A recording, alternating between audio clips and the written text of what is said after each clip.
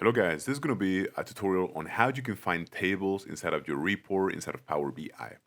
Sometimes we will have a report that has multiple graphs, multiple tables, and we just want to find data that it corresponds to. So as you can see here, we have a sample report that actually has different graphs and different pages as well. So I would like to know from all the data that I've imported, from all the tables that I have imported, which table corresponds to which graph. Okay, as you can see here, I have multiple tables, and I want to know which graph corresponds to what table. So the first step is we need to find the view menu, which is going to be at the top.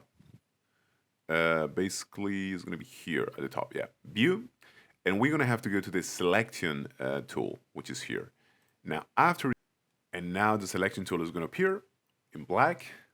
And as you can see, we have access to all of the visuals inside of our page. This is page specific, which means that if we change the page inside of our report, the selection tool is also going to change.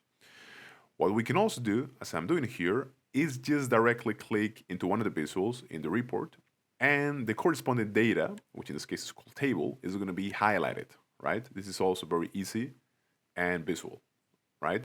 But we can always go to the selection tool if we're not able to find which visual we want to get the data for, right?